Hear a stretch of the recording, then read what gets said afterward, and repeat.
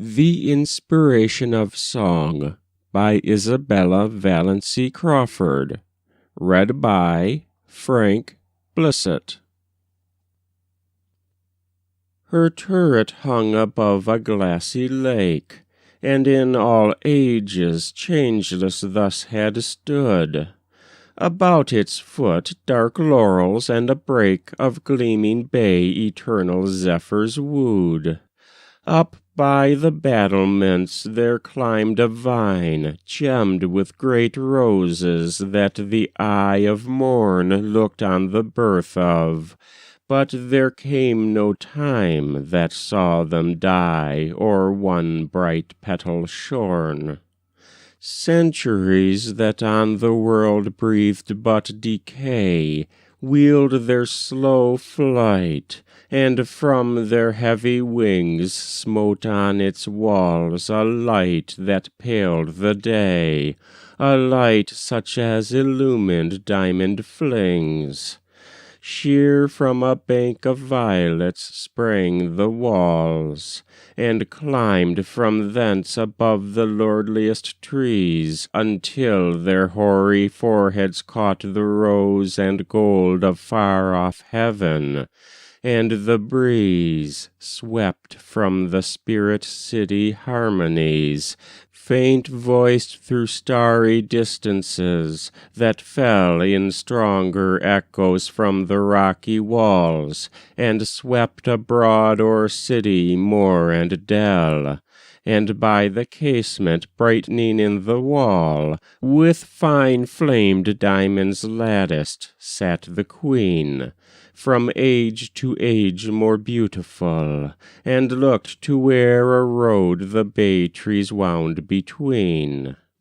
Whiter than whitest dove her flowing robe of precious samite, and the border round glowed with all rarest gems of every hue, and at her feet crouched on the pearly ground a tawny lion, with a mane that tossed in golden tempests round his awful eyes, lay placid, as her pointed fingers struck from her tall lyre a sound of paradise. Her deep and lambent eyes were ever fixed on the white road that glimmered far below. The immortal roses glowed about her head, a starry radiance shook above her brow. Along the road that was no common way, but led to heights where fanes, all bathed in light, held thrones for those that won. Pilgrims there passed in humblest weed or gorgeously bedight. As passed each one beneath the towering wall, and raised his dazzled gaze to woo her eyes that at the casement sat, she brake a rose and breathed upon it till its crimson dyes leaped into warmer fire. "Take it," she sang, and cast it, meteor glancing, to the outstretched hand of him below. And so, content, he passed and journeyed to the distant lying land. And each one bore a lyre, and some that caught the queen's fair flower placed it on the breast. Then warbling strains breathed from the lyre and sang of love, of sweet-eyed love, fair joy and rest. And some there were that twined the flower amid cold gems that twinkled on the high pale brow.